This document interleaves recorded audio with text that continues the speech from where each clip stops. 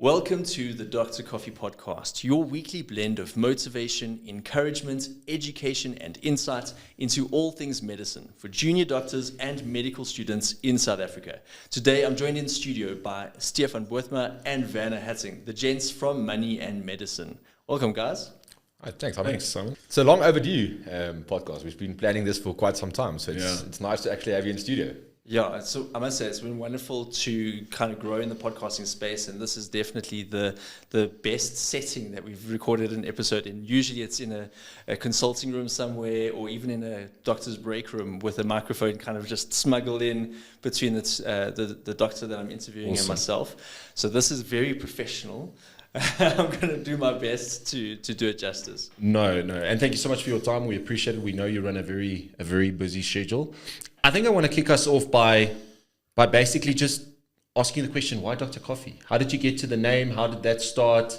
I know we've been working together for quite some time, but I would love to maybe get some detail into Dr. Coffee. Yeah, that's a great question, and I'd love answering it first of all. So without going into too much detail, medicine was always my dream, but it didn't always pan out that I could go into medicine, right? So I applied it at high school. I did first aid and all the community service hours and whatever, but didn't get into medicine.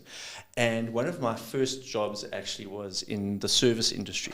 So from the time that I was a teenager, I was waitering at events, eventually did some bartending, and eventually was also a mixologist for a mobile bar service.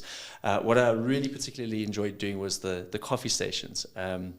We did big events where we would like have espresso machines running for 1,000 people at a wedding kind of thing, you know. And that was an opportunity in its own right because it gave me skills as a student while I was still doing my BSc, right? I still had the dream to get into medicine, but I was building skills in other areas. I was building people skills, I was building service skills. And when medicine looked like a bridge too far, an opportunity came up to enter full-time ministry at my church, ironically, like working in the coffee shop. Now, you must picture my poor mom, right? She's educated this fine young man the best she could, and he has dreams of being a doctor, which he lays on the altar and sacrifices to go into ministry, of all things, to make coffee. So I was now working at the coffee shop at church, and that was my roots. And I think that's one thing that I never want to forget is the lessons that I learned along that journey. I'm older now than many of my peers. I'm 38 years old. I became an intern doctor the year that I turned 37. Working with 24, 25, 26-year-old doctors, there's a lot to be said for some life experience and for like a little bit of sickle, a little bit of struggle to build some character. Looking back, if I had ever gotten the opportunity that some of these young people have at the age of 20, 22, 24, I would not have been a good doctor because I still had a lot of the suck that needed to get out of me. You know, I needed to learn some life lessons, needed to make some mistakes, and almost earn the right to the privilege, you know, of being called a doctor and working in this space. So the Dr. Coffee podcast, I didn't want to be known as the Simon Fraser podcast because it's not about me. It's about serving other junior doctors, helping them to learn some skills and learn some life lessons.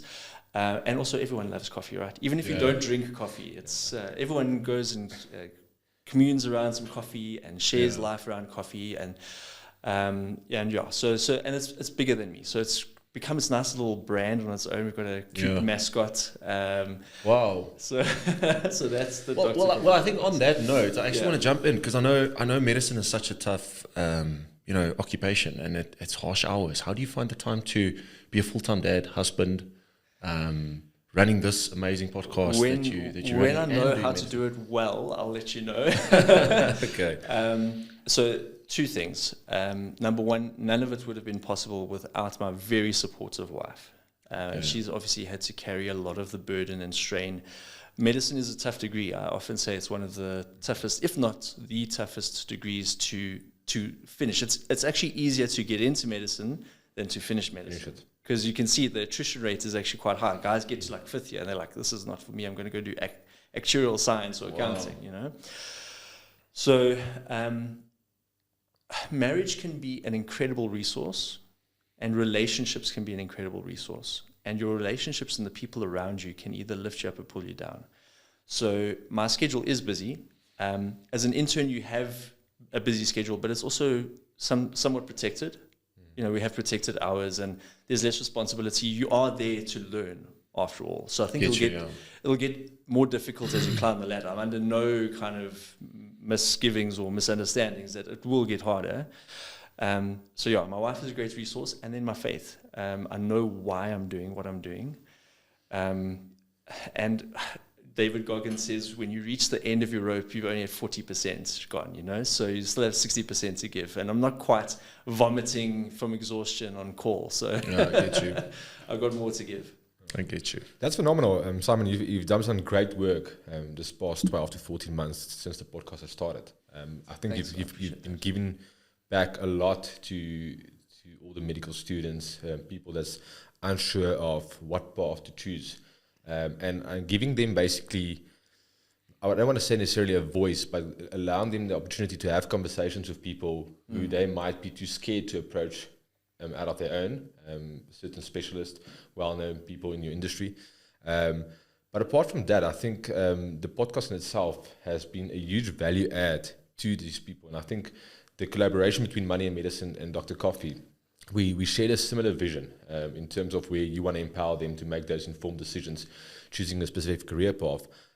We've got a very similar passion in terms of educating them how to make informed financial decisions, to plan their own plan. And I want us to unpack that a little bit, share a little bit about your personal journey and what you've experienced during this past 2 years of internship, typical problems that you see people make in terms of not paying a lot of attention to those kind of things, maybe going too quickly into decision, but also what was your experience from earning an income as an intern, managing the expenses from that perspective. You've got certain financial responsibilities towards your family, which a lot of other people also have. How did you manage to deal with all of that?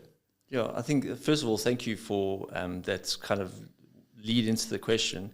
The podcast has been growing, and I must say that one of the reasons I started the podcast is for my own benefit as well. Very quickly getting into medicine, everyone says to you, oh, you're going to specialize. What are you going to do after? And you realize that no one actually tells you what courses to do. If you want to specialize in one thing, where should you do ComServe? When should you do a diploma in this? You know, so that's kind of why the podcast runs. But also to talk about stuff like this, you know, so that you can learn from other people's pitfalls and perils and the things they've done wrong or the things that they've done right, to pass on to others. As you alluded to, my responsibilities now are obviously very different to most 24-year-olds. But I have learned some things the hard way. So, for example, one of the mistakes I made was when we first got pregnant with our first baby, we were already homeowners. So we bought property early. I think it's a great thing for anyone to do, whether it's going to be an investment property or somewhere to live. Like buying property is a fairly safe investment. And we were expecting our first baby, and we were 7 months pregnant, and we got this like weird nesting instinct. We're like, we need to have a baby room. You know, we desperately need to have a bigger space. There was nothing wrong with the place that we were living in. But we went and bought a property off plan that we had never even seen because it wasn't finished yet. And then only when we moved in, we realized we were 50 meters away from the clubhouse that had pumping parties every single Friday and Saturday night. Okay, we were in ministry, so we were working early on a Sunday morning and late on a Saturday, and we had a newborn baby. And now we've got this I'm like, okay, maybe not the best decision we could have made, right? So the lesson there is to go in with your eyes open and to not rush and to do things a little bit more patient. I know as an intern, many of the junior doctors have been struggling as a student, sometimes living on less than $1,000 a month. And now they suddenly get a very nice salary. And people will say things like, oh, well, we've earned it, you know, and we're not paid enough for the work we do. Some of the things we do are very dehumanizing in a way. But the salary really is great, and it's a life-changing amount of money. One of the mistakes that we make is not seeking wisdom. So people get all excited. They're like, what are you going to do with your first salary? And I had responsibilities, so I was like, pay school fees. I can't wait to pay for my kids' education, you know. seeking advice, seeking wisdom, and while you have the opportunity to put money away, because you speak to the junior interns, like, what are you putting into your RA every month? Like, what's an RA? Oh, it's money you'll get when you're 65. Like, dude, it's 40 years away. Yeah. They don't start thinking. I mean, you start explaining to them that if you put money away now and you stop putting money away by the time you're 40, let's say, you will still have more money than if you started when you're 40. Correct. Yeah. You know, Correct, yeah. We've So the done that earlier- study before. We've done it before, yeah. And I think it's that quote that says people overestimate what they can do in a year, but they underestimate what they can do over 10 years, 15 years, 20 years. And it's so valid point. It's such a valid point that you've just made, Right. because we've seen some of the students that we work with specifically on the campuses. So we're pretty much involved in most of the campuses in South Africa as well. And people just rushing into stuff. You know, I have to make a decision, and they rush into certain decisions, which impacts them financially, not only them, but also the people they love, their communities. Yeah. Because 70%, 80% of the interns or the students that we meet with that is on the verge of becoming an intern is first generation professionals. So they don't have someone to bounce ideas off with. You know, if it's like buying their first property or buying their first car, making those sort of decisions, which is life-changing decisions, they don't have someone to bounce that idea off from. And we see that quite often. So you mentioned the guys who are first generation professionals, and in medicine, there's almost this weird dichotomy. You've got very few people in the middle. You've got a lot of people who are either coming from very humble backgrounds where they are going to not only change their own life by becoming a doctor, but take lots of people with We've them. seen that, Joe. You also have people on the other end where they've had the best of everything. They've gone to private schools. They've had international travel for holidays. Their parents have 4 or 5 cars. They had a A class as their first car in matric kind of thing, right? And they don't know the value of a rand.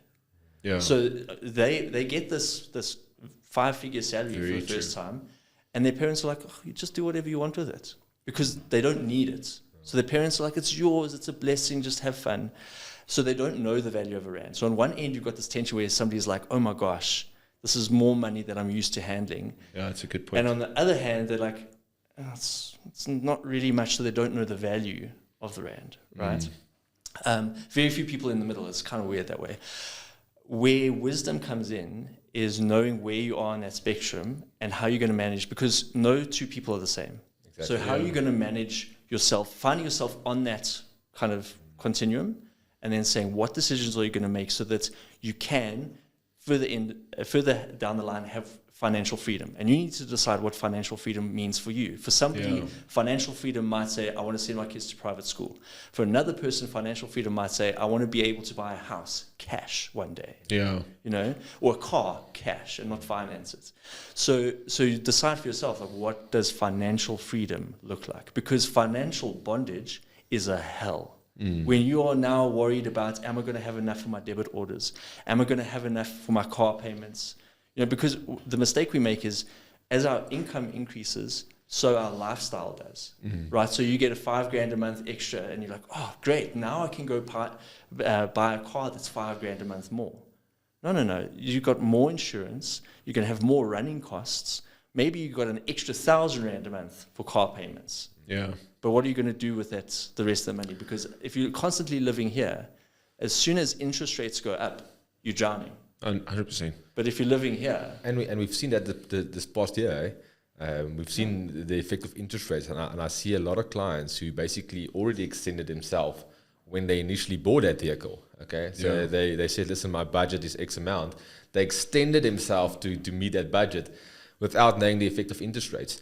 But you mentioned something very important, and we see it quite often, is that the lack of financial knowledge. Whether you grew up with money, it was always available, or whether you didn't grow up with money.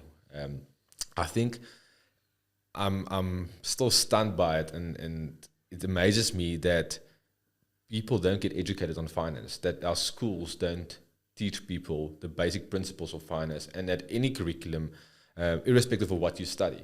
And I've experienced it lately as well. I've met with a client last week. She's in a fortunate position where she's a dentist, finished ComServe, and her dad actually bought a practice for her.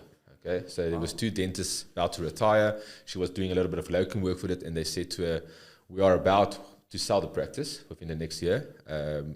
and she comes from a very wealthy family. In fact, she by her own admittance said to me that, Werner, I've got no idea. I've got no knowledge about how to manage finances. The reason why I scheduled this meeting with you is my dad bought his practice and he's basically said, now I'm on my own. Okay.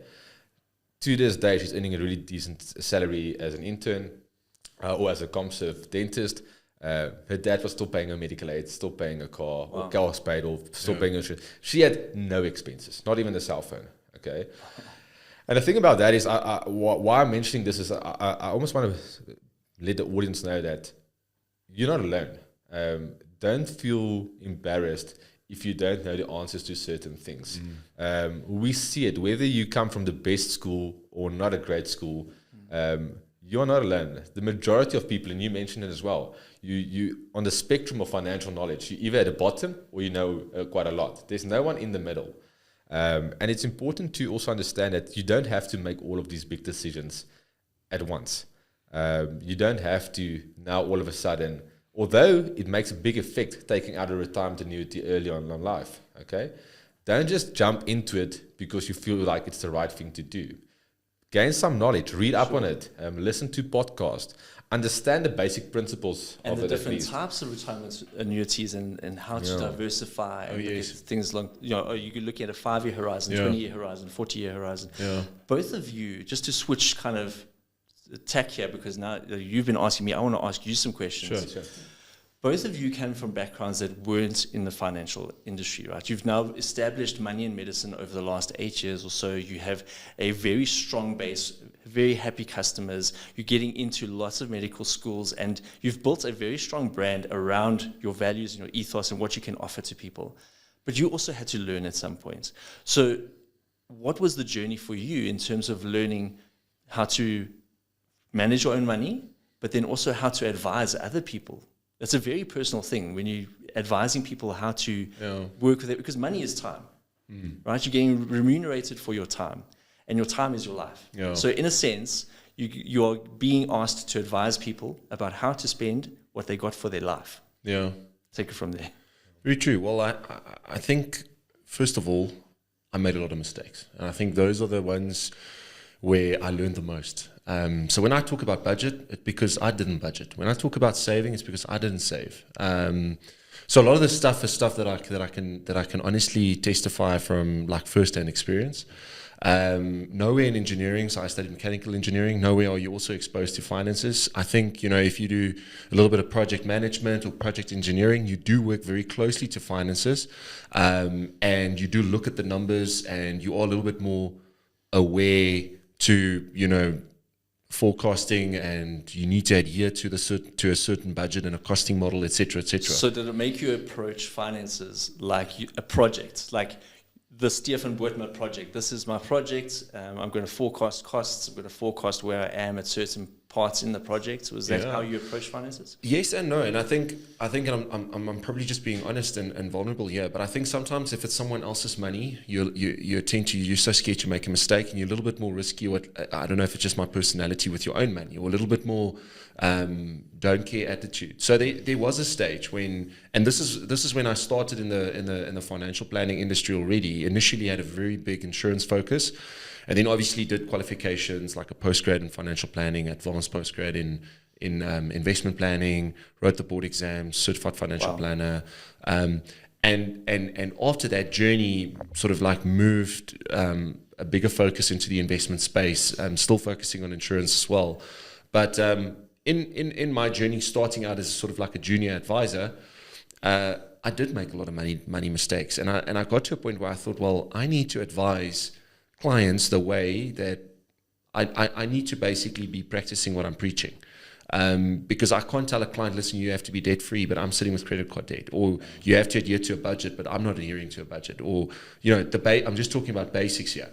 And I'm a big believer of continuous learning. So reading a lot, I do read a lot, and listening to podcasts, listening to a lot of, if you've got somebody, apologies, like that you feel offers a lot of value, and you start listening to that person, I would then listen to each and every single thing that I could get on that person, and try to first implement it. And if it works, I'll then implement it back into the client space. So it's definitely not one book that I read and one course, and then all of a sudden everything fell into place. Made a lot of mistakes, still making some mistakes, but I believe I'm also very fortunate to work with, my best friend and sort of business partner, and I think we also keep one another accountable, and we're trying to keep the brand accountable to say, well, we've got a duty as financial advisors to educate medical doctors and to change the stigma. We always say we want to change the stigma that medical doctors don't know anything about finances, and that has to start with us. It has to start with us. You're going to come in. Yeah. So from my side as well, I think the roots of it is we've made a lot of mistakes, and it's important that you learn from those mistakes and you help other people not to make the same mistakes. As an example, I studied BCom, majoring in economics, and then I did an LLB. So very similar like law school. After you graduate, I had to do 2 years of articles. At a stage, I was in the fortunate position I had a paid-off vehicle, and then all of a sudden, I wanted to impress. I think the biggest mistake a lot of people make with money, okay, or the root of the most mistakes people make with money is trying to impress others. I was working at a very well-known law firm in Saxonwold in Rosebank, and on my first salary, I basically went and I traded in my paid-off car, okay, onto a brand new BMW on you get these guaranteed future value payment plans. Yes. So I bought a brand new BMW in my first year of articles, okay, as a candidate attorney, trying to impress the directors, trying to impress other people. But in actual fact, I was driving a car worth 600,000 Rand, earning a salary of 8,000 Rand a month, okay? Sure. And I think the biggest lesson my dad learned to me at that stage, and I'm quite grateful for that, because he advised me against it, but he didn't stop me. Okay, because I think it's also to learn from those mistakes. But he said to me, I must just remember one thing. Friends and other people only tell you once or twice you are driving a nice car. Okay? And then you are setting off the installment thereafter. So the sad truth there was, after the 36-month period, the guaranteed future value basically expired, and I had to buy the vehicle back from BMW, but I still wanted to have it. And I ended up paying double what I used to pay the first 36 months, okay, now basically a second-hand vehicle. Wow. And the only reason why is because I tried to be flashy, tried to impress people. Wow. And I think it's something that we see quite often with a lot of interns specifically. You mentioned it earlier and said that they feel like they are underpaid and they've worked their butt off to basically earn this salary. So they are worthy of the salary, and I by no means mean that they shouldn't spend that money. Yeah. Okay, I think if you want to reward yourself and buy certain stuff that you've always aspired to have or were dreaming about, go buy those Nike Air Force Ones. Okay, go buy yourself a fully kitted tracksuit, as an example, that costs 3,000 Rand or whatever the case may be. Okay, get it out of your system. But I think just being aware of the fact that don't do it for the sake of impressing other people. Yeah.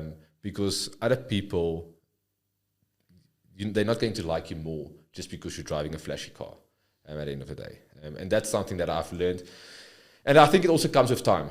The older you get, the more you start realizing it. And I think the important thing is to have people that will keep you accountable. That have a solid network of people that you realize what is important in life. I'll use a simple example. One of my vehicles are now paid off. Both of them are older than 5 years. So you're past that time of being flashy. You actually focus on the stuff that's important to you. Yeah, I think context is so important. I mean, you're obviously speaking from a particular context. I'm speaking from a context, and it's colored by our experience. And, for me, I'm earning more money now than I've ever earned in my entire life. And that's for somebody who's been working since the age of 16. Okay, obviously, the first jobs I had, I was like an in-store promoter. I was a waiter. You didn't earn a lot of money, but it was a nice. It was something. I paid for my first degree, my BSc. I paid my chunk towards, because my mom paid half and I paid half. I paid my chunk towards that, and had a little bit of spending money by bartending 3 nights a week. Wow. And So I knew the value of that degree because I worked for it, right? And all of the time that I've worked, I've never made as much money as I have now as an intern doctor. So that's why I'm like, wow, what an incredible opportunity. Because when I was working in a ministry in a church, if there was something that needed to happen, bear in mind this was before cloud computing and things like that, if there was something that needed to happen and a deliverable due the next day, if I needed to go to the office at 12 o'clock and get something off my computer, at midnight, I did it, right? Yeah. And so when somebody goes like, oh, we're not earning a lot as doctors, I'm like, guys, you're earning in the top 1% of the country. Yeah. You're earning a phenomenal salary. So it sounds so insensitive when I say to somebody like, oh, stop complaining. And I'm not saying that.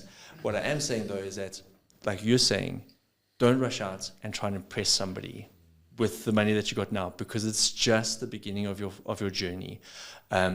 There's a saying, act your wage. So buying a 600,000 rand car when you're only earning 8,000 is not acting your wage. You don't want somebody to be so impressed, and then as they turn their back, you're struggling, like, how am I going to put petrol in this vehicle? Yeah. I've got this expensive car, I can't fuel it.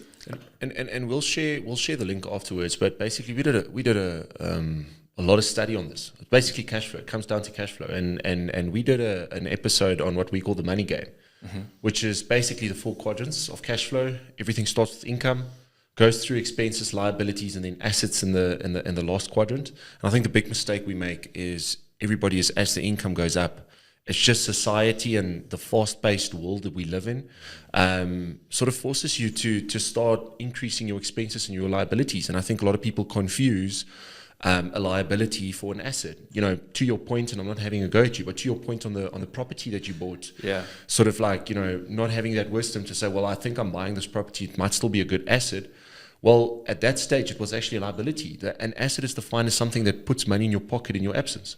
So I think that's a big mistake we see with a lot of not only medical professionals, but with a lot of professionals, is getting confused with income in an asset and a liability in an asset. It's like you want to aspire to a work optional lifestyle where your asset quadrant can literally replace the income quadrant, and that's part of what we do. There's another chapter of that story with the buying of the property. So there we are with the newborn baby, thumping music, rattling the windows every weekend, right?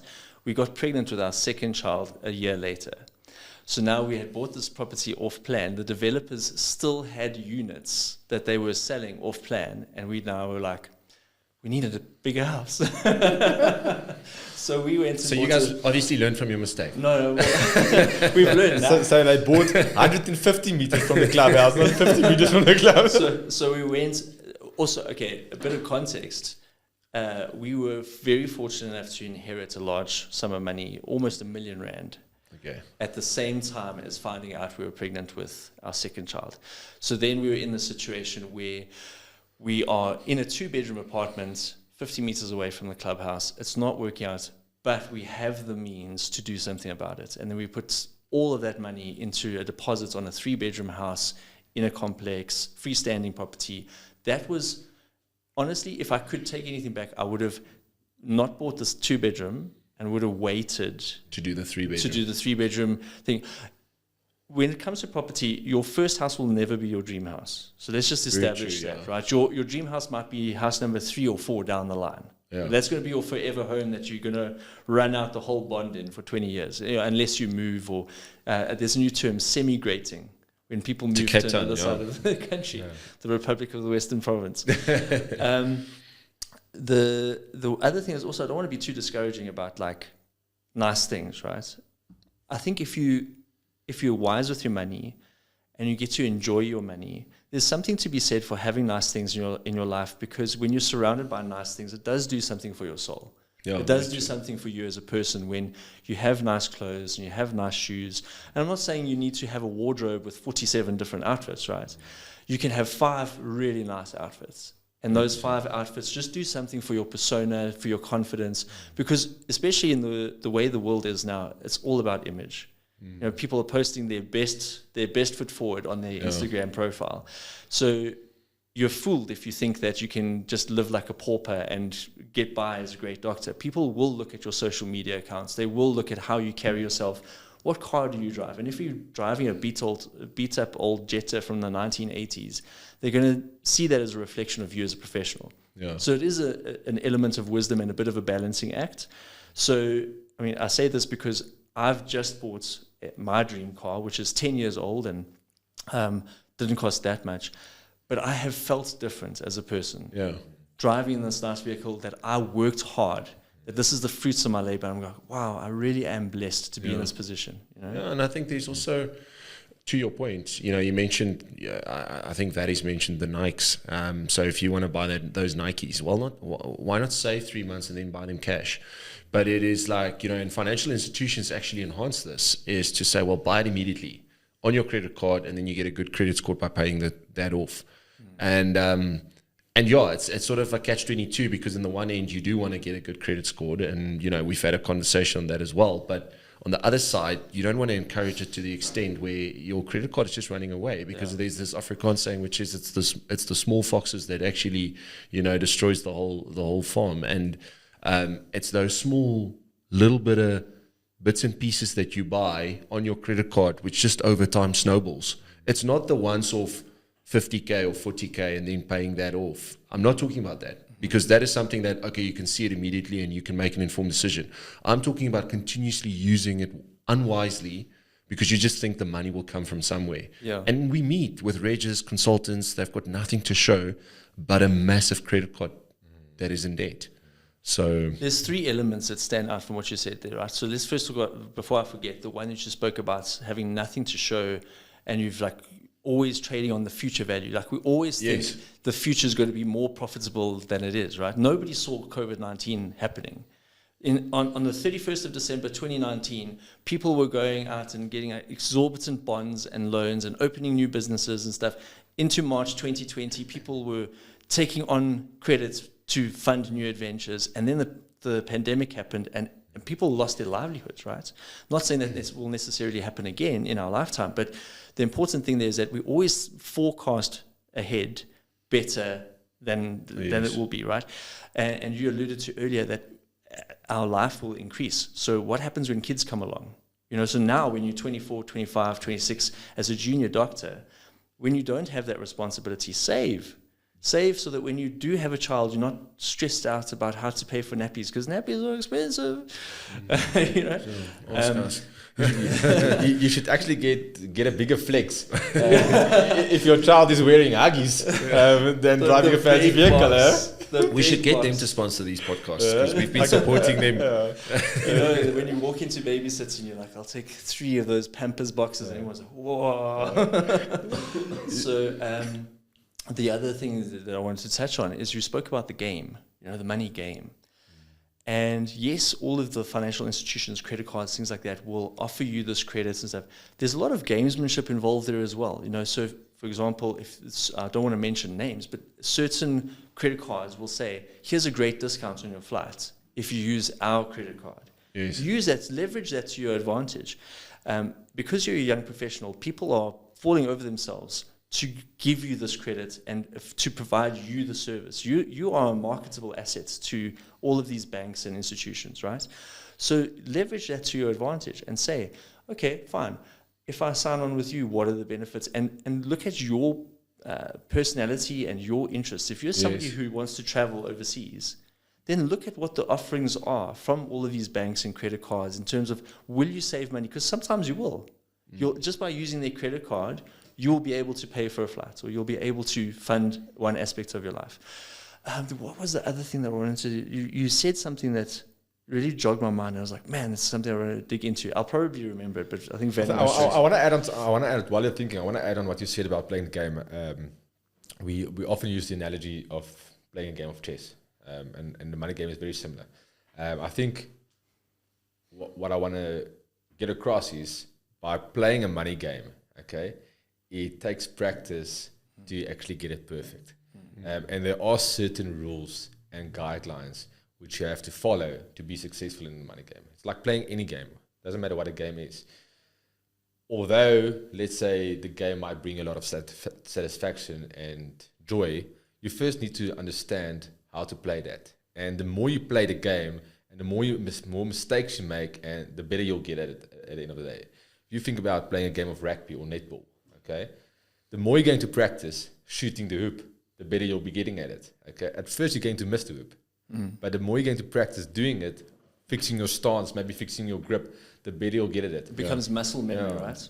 And you mentioned credit cards now. As I think certain financial institutions offer great rewards with those things, but understand the basics, how to benefit from it. Yeah. Don't just go buy a plane ticket, okay, to go to Cape Town to make use of the discount, but you can't actually afford basically paying for it, because then you're going to get yourself, basically buy yourself bankrupt on a bargain. Okay, because now you're buying a bargain, but you don't have the money. Buy yourself bankrupt on the bargain.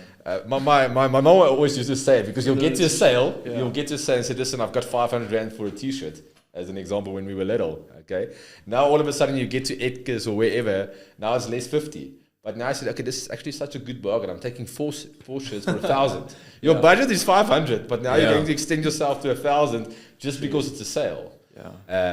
And I think that's sales a 4-letter word in our household. So I remember now what I was going to say, because you were speaking about credit cards and things like that. One of the best pieces of advice I could give to any medical students or young person out there is build a bit of a credit score before you need it, and it's so easy to do.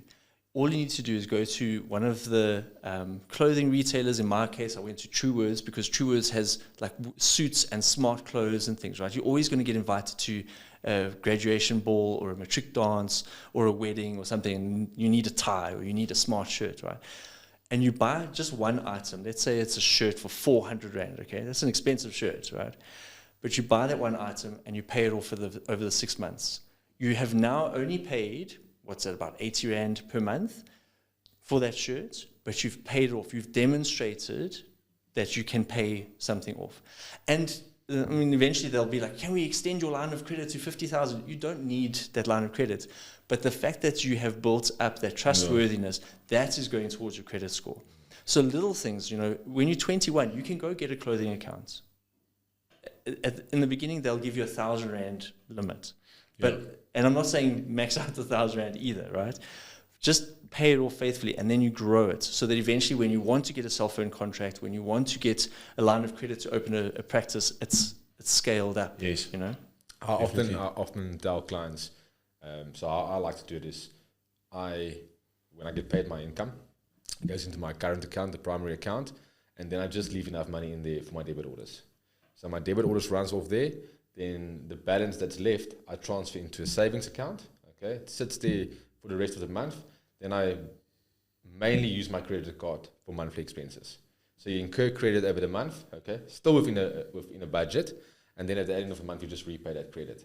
It also shows a healthy behavior in terms of repaying it. There's a lot of ways that you could do it. I think that's important. Is just read up on it and educate yourself. You and I have a very similar approach, I think, to how to conduct your personal finances, right? So that I make sure that all my debit orders go off first. So in the beginning of the month, I'm quite frugal about until the 4th. I'm not sure what's going to happen, right? Afterwards, I'm like, okay, great. This is how much I have left. Out of that, you then have to pay yourself first. So then you put some savings aside, and that could be savings towards an emergency fund. It can be savings towards a holiday. Right now it's September, so we're saving towards Christmas already, because our kids they've got once, man. Yeah. They're 21st century kids. And then towards the end of the month, you have a little bit of a buffer, right? But if at the beginning of the month you go, yes, and you spend willy-nilly, and then may the best debit order win. No. Look, and I think this is a bit of a 180 in terms of where we are in terms of the topics. But I want to ask you a question. I've always been wondering, how tough is internship in South Africa? Because we always when we work with medical doctors, they stress about their finances, which we've just unpacked and discussed a little bit. But they also have this lack of resources, and yet they still have to save lives. These patient to doctor ratio is outrageous compared to where it should be. We see communication gaps as well, where doctors working in rurals where not necessarily the community can understand the doctor can understand the community. So we see all these challenges. How tough is it working as a medical intern in South Africa? That's a great question. So I'm going to be honest and candid and say that internship is definitely one of the top 4 hardest things I've ever done in my life. Wow. Okay. The other hardest things are the fact that we had 3 premature babies in hospital. Okay. So all of our kids were premature and whatever. So outside of having a child in the hospital, internship is the next thing in my life. That's the hardest thing. Sure. It's harder than the doozies I've done, because I've done doozy canoe marathons. Yeah, right? we spoke about that. Like Right now I'm reading David Goggins, and he's like a mentality monster, and he's like, I love the suck, I love the pain, and I'm trying to get into that mindset. And I think you have to have a little bit of that in you to be resilient through internship. That being said, though, internship is quite protected in a sense. You are still there to learn, so you don't have all the responsibility. Internship is what you make it. So if you want to get your hands messy and you want to dive into the resus and intubate patients and stuff, you can get that. Not everybody is going to be an emergency medicine physician or, a neurosurgeon. Some people will go and be a GP. Some people will go be a clinical pathologist and not actually interact with patients.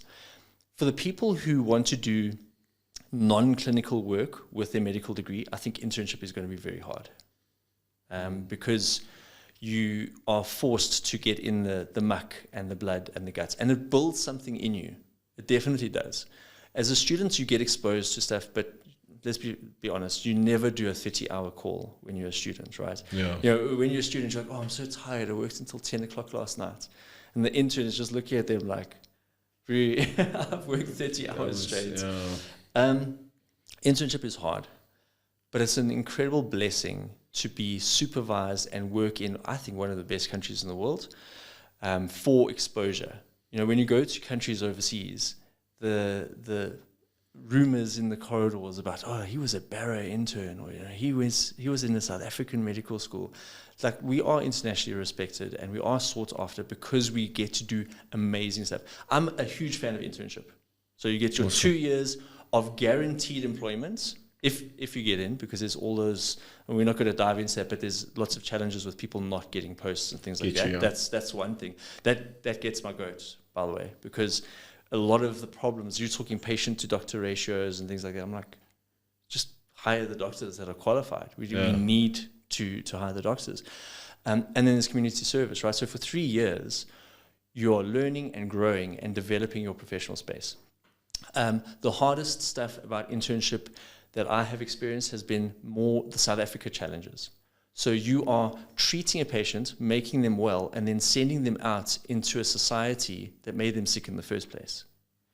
So there's only so many times that you can stitch up a guy's head where you're like, what is going on in society that this guy's coming with a bottle in his face every week? Yeah. As a like general rule now, I will not go out late at night if people have been drinking and stuff. Just it's terrible because we've seen the effects. Sure. So internship is rough. Definitely the hardest thing I've done, but I have loved every single second of it because I believe in what we're doing. I believe in why I'm doing it. I'm able to provide for my family. I see the way forward, and I'm a South African, not a South Afrikaans. So I'm not like, oh, this is awful. Anyone can go into a space and complain. Any fool can break things down. It takes real effort to build something up. And if we as junior doctors have that mindset and that attitude of like, okay, guys, let's embrace the suck together. Don't pull each other down. Sometimes a junior doctor gets successful or they get some kind of like, let's say the Dr. Coffee podcast. And people are like, oh, the Dr. Coffee podcast. Like, I'm literally just an intern doctor, guys. I'm part of the team. People trying to pull people down and like, oh, what do you have that I don't, or whatever, instead of building each other up and looking, how can we be collaborative? How can we build a stronger team mindset? Because there's not a lot of team in doctor.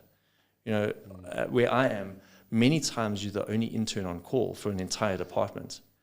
So you get quite lonely. 2 o'clock in the morning when the ward is phoning you, doctor, we need a drip. And you're like, oh, and you don't have anyone to talk to about it. So I'm trying to, maybe through the podcast, change it a bit so that people see that they're not alone, see that we can hold each other up, Simon, we are getting to the end of the podcast. I want to ask you, for the students that's about to start internship. Okay, what's the best advice that you can give them to help them to prepare for the next 2 years? That's a great question. So I think the first thing is that internship will be what you make it. So if you have an interest in something, dive in and state that interest. Say, hey, listen, I'm really interested in anesthetics, for example, and then you'll get opportunities within anesthetics. Remember that you're there to learn, so embrace that. There's less academic pressure. There's no exams to study for, so enjoy that as well. Like when you finish work, if you're tired, go home and rest. Even as much as people will say, like, no, you really need to go home and read a textbook, when you're at work, be at work. So like, don't be on your phone. I'm terrible, actually. I'm trying to rein myself in. I get so distracted by my cell phone. But when you're at work, be present at work. And when you're not at work, it's not your responsibility. There are other doctors on duty. You must go home and rest. So that's my first piece of advice. The second thing that the podcast has taught me, and I'm so grateful for this lesson, is start to plan your trajectory while you're doing internship. Start thinking, next year, the year after, what do I want to achieve? Where do I want to be? So now I'm in second year of internship. So I'm already starting now with my courses and things like that, because those accreditations lapse after 4 years. So there's no point doing ACLS and ATLS in your first 3 months of internship, because then you're only going to have 2 years at the end of internship to make use of it. But now that I'm coming towards the end of internship, I'm starting to get those accreditations. So that number one, I have the knowledge and the skills. But number two, I'm going to be a marketable, employable doctor when I enter, let's say I leave ComServe and I'm unemployed. I'm going to enter the private sector and I can go to an ED and I can say, yes, I do have these things. So start planning that, and I think an important part of that is setting money aside, because those courses do cost money. Correct. Yeah. So if you want to do ACLS, it's a $4,500. You know, if you want to do BLS, it's a little bit cheaper. It's $1,500. But these are courses that if you haven't budgeted for it, you're not going to find $5,000 just lying around. Exactly. Yeah. So that's you basically have to plan. What people say, you have to plan your plan. And guys, it's been wonderful to have this conversation with you. And I must say that one of the enduring memories I have of meeting you guys and chatting with you guys is that right at the outset, I remember I came into the boardroom at WITS to speak to you, Stefan, and to kind of speak about the financial future. And I was very clear. I said, look, I know a little bit. I'm an older student. I've done this journey. And I also want to be kind of loyal to the people that have been advising us in the past. I don't want to kind of just move from them to money and medicine. And you guys went over and above to say, that's fine. You don't need to sign anything with us. Let us just do a little bit of research, find out about you, ask some questions to see what it is that you want to achieve, what financial freedom looks like for you. And you put together a whole document, a whole portfolio. You said, hey, this is something to think about in 5 years' time. This is what you should look at. And what I appreciate about that is that it was all that education aspect that you guys touched on, is that you weren't looking at like, can we get a client? You were like, can we empower a junior doctor, a young health professional with a bit of knowledge, because there is such a lack. And there is that stigma, like you said, that the medical doctors know lots about managing portal hypertension and how to handle a DKA, how to triage a patient, but they can't triage their finances. Yeah. Right? So I really appreciate that Money in Medicine creates a platform like this where we can have discussions and conversations, and where we can be open and say, I mean, I certainly haven't gotten it right. I'm 38 years old with minimal money to my name right now because it's all invested in my family, right? But if I can pass on some lessons to a 24-year-old, so by the time they're 38, they go, gosh, I'm so glad I learned those lessons early on, because look where I am now. Yes, true. Awesome, guys. Thank you for the conversation. Thanks, Dr. Coffee. Thanks, Faris. Thanks, Simon. Lovely, gents.